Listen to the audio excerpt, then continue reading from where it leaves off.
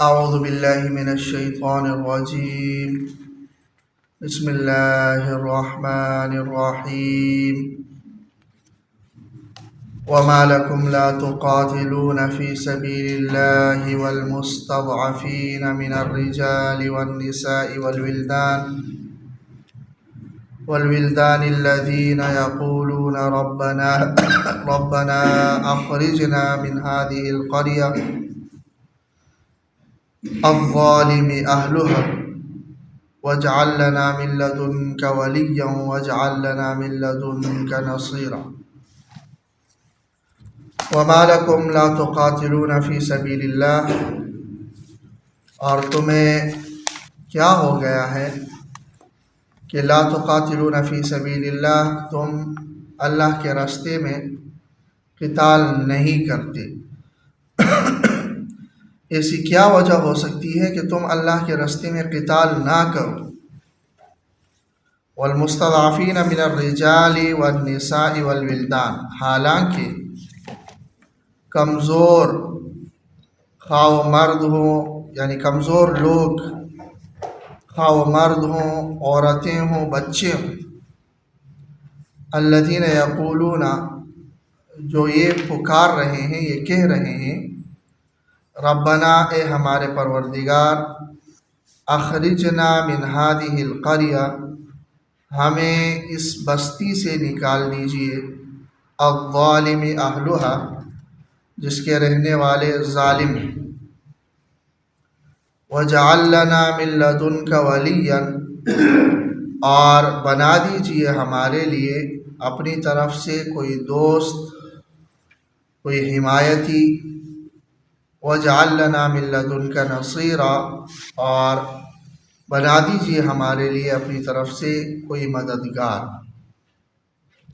کمزور مرد، عورتیں اور بوڑھے وہ ظلم میں ہو اور ظالموں کے زیر اثر ہوں، اور اس کے باوجود تم اللہ کے راستے میں قتال نہیں کرو گے، یہ کیسے ہو سکتا ہے؟ بستی سے مراد مکہ مکرمہ ہے کہ مکہ مکرمہ میں کچھ مسلمان ایسے تھے جو ہجرت نہیں کر پا رہے تھے مدینہ منورہ، اور مکہ والے ان پر طرح طرح سے مظالم ڈھا رہے تھے، نہ انہیں مدینہ منورہ جانے کی اجازت دے رہے تھے اور نہ مکہ میں ان کو چین سے رہنے دے رہے تھے، بلکہ ان پر ظلم تھا تاکہ وہ اسلام سے برگشتہ ہو جائے اور اسلام کو چھوڑ دیں. تو ایسی حالت میں مکہ کے مظلوم صرف اللہ تبارک و تعالیٰ کے سامنے گڑ گڑا ہی سکتے تھے اور دعا ہی کر سکتے تھے، جن کے دعا کو اللہ نے یہاں پر نقل کیا ہے کہ ربنا اخرجنا من هذه القرية الظالم اهلها. غرض ایک تو یہ ہے کہ اللہ فرما رہے ہیں کہ ایسی صورت میں جہاد نہ کرنے کی کوئی وجہ ہی تمہارے پاس نہیں، کہ کہیں پر دیکھو کہ مسلمان مظلوم ہیں، مرد بھی ظلم سہ رہے ہیں، عورتیں بھی سہ رہی ہیں اور بچے بھی سہ رہے ہیں. ایسی حالت میں کسی مسلمان سے یہ ہو ہی نہیں سکتا کہ وہ جہاد نہ کرے. ایک تو یہ بات. دوسری بات یہ ہے کہ جو کمزور ہیں اور جو کچھ کر نہیں سکتے تو انہیں کم از کم دعا کرنی چاہیے. جن کا دعا سے بڑھ کر کچھ کرنے کا وہ نہیں ہو سکتا، استطاعت نہیں ہو سکتی، وہ دعا کریں، خواہ مظلومین ہو خواہ جو ظلم نہیں ہو رہا جن پر، وہ دعا کریں. تو اللہ تبارک و تعالی اس دعا کے بدلے بھی اللہ تعالیٰ ان کے لیے راہیں نکال سکتے ہیں. تو یہ آیت واللہ عالم مسلمان حکمرانوں، اس پر مسلمان حکمران کیوں نہیں سوچتے؟ دیکھ لیا جائے موجودہ دور میں فلسطین کا معاملہ، تو بالکل یہی آیت اسی کا منظر ہے کہ والمستضعفین من الرجال والنساء والولدان، وہ چیخ رہے ہیں. بچے چیخ رہے ہیں، عورتیں چیخ رہی ہیں، بوڑھے چیخ رہے ہیں، ہر ایک چیخ رہا ہے اور دنیا کو پکار رہا ہے اور دعوت دے رہا ہے کہ ہم پر یہ ظلم ہے۔ اور اس کے مقابلے میں مسلمانوں کے پاس کیا ہے؟ اس کے مقابلے میں مسلمان کئی گنا مضبوط ہیں۔ اگر سارے مسلمان اکٹھے ہو جائیں اور صرف اتنا ہی کر لیں کہ جو دنیا بھر کی کمپنیز اسرائیل کے ساتھ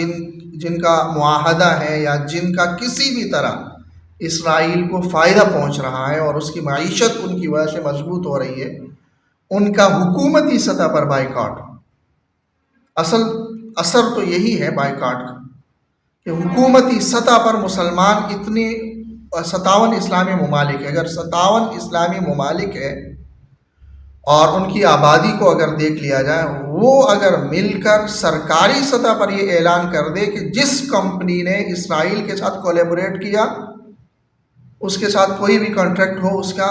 اس کی پروڈکٹ ہمارے ملک میں نہیں آئیں گے، صرف اتنا کر لیں، تو اسرائیل گھٹنے ٹیکنے پر مجبور ہو جائے گا اور اس کے پشت پناہ جتنے بھی ہیں وہ گھٹنے ٹیکنے پر مجبور ہو جائیں گے، اور ان کی جرات ہی نہیں ہے کہ وہ جائے کہ میرے ملک میں پیدا ہونے والا تیل بھی میں انہیں بیچتا رہوں اور ان کی پروڈکٹس بھی میں استعمال کرتا رہوں، بلکہ اپنے وہ جہاد تو چھوڑیے کہ اتنی بڑی مضبوط فوجیں ہیں اور ایٹمی قوت ہے، پاکستان ایٹمی قوت ہے، اس کے بعد مضبوط فوج ہے، سعودی عرب معاشی لحاظ سے مضبوط ہے، UAE معاشی لحاظ سے مضبوط ہے، قطر ہے، اور بے شمار اسلامی ممالک ہیں جن کے پاس مضبوط ترین فوج ہے۔ مصر کی فوج کو آپ دیکھ لیں، وہ فوجیں وہاں بھیجنا تو درکنار، کم از کم سرکاری سطح پر یہ تک نہیں کر سکتی۔ تو اس سے آپ اندازہ لگا لیں کہ مسلمان قرآن سے کتنے دور ہیں، انہیں قرآن کی بنیادی تعلیمات سے وہ کتنے غافل ہیں، یا تو انہیں علم نہیں ہے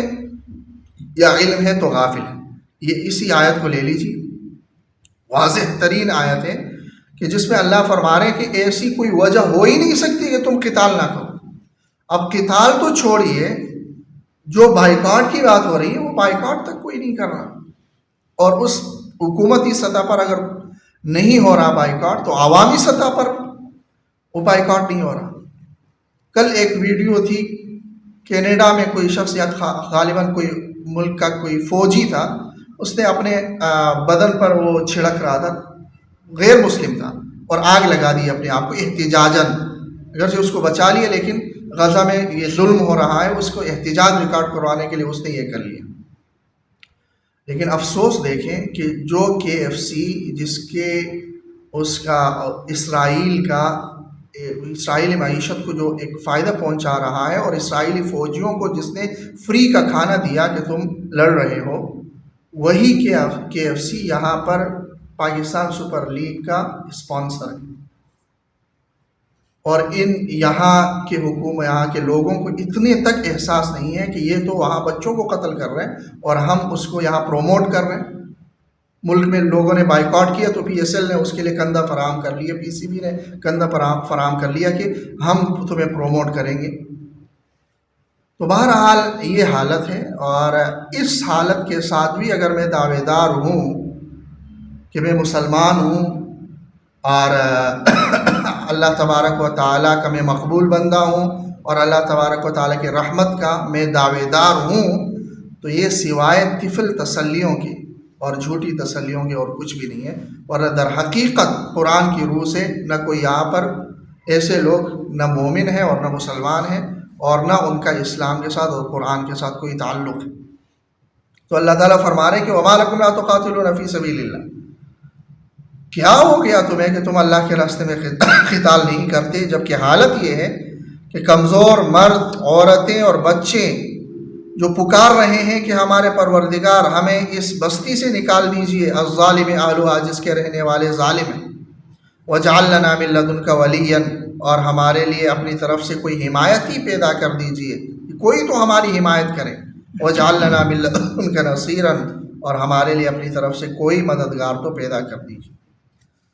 اللہ تعالیٰ آمین.